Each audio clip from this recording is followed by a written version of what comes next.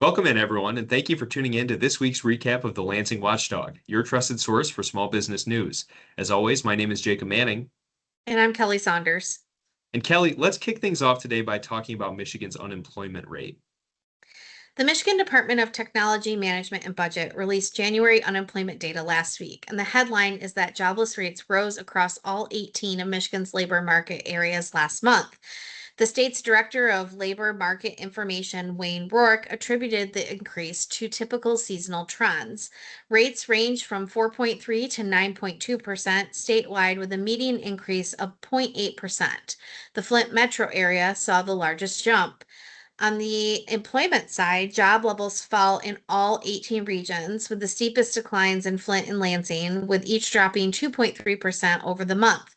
The Midland area saw the biggest year over year decline of 6.3%.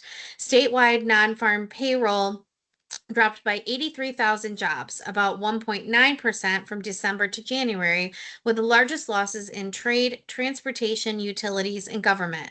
On the bright side, looking at year over year trends, 10 regions actually saw unemployment rates decline, with Northeast Lower Michigan seeing the most significant improvement. Back to you, Jacob. What can you tell us about health insurance?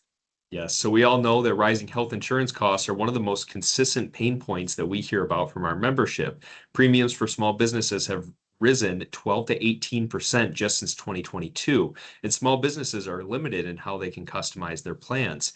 SBAM President and CEO Brian Calley sat down with reporters last week to talk about how some employers are trying to manage the pressure.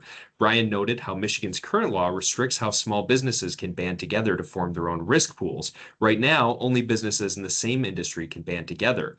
SBAM is advocating to change the law to allow cross-industry pooling, which would give small businesses access to some of the negotiating power, plan design options, and wellness program benefits that large employers already enjoy.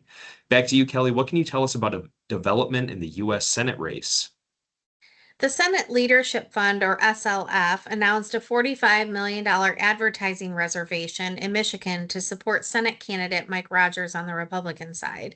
This investment is a part of a broader $342 million investment across 9 competitive Senate races in the country.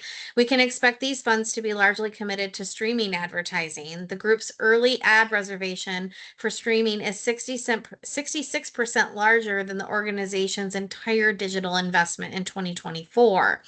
SLF's executive director framed the investment as a historic commitment to flipping Michigan's Senate seat.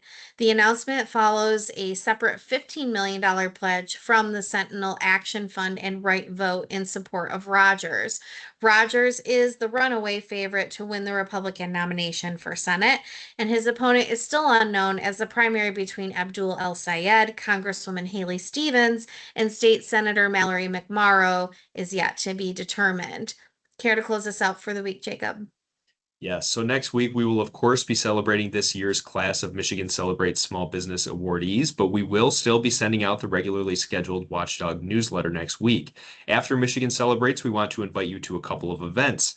First, we will be sitting down on May 12th at noon to talk about SBAM's budget priorities. That is a webinar that's available to all SBAM members for free. We also want to invite everyone to join us for SBAM Advocacy Champions Training Day on May 19th, right here in the SBAM office. During the training, we'll be covering how to apply for gubernatorial appointment to a board or commission, how to testify in front of a legislator, how to effectively meet with a legislator, and we will also be conducting media training. But that's all we have for you this week. Thank you, everyone, for tuning in, and have a good week.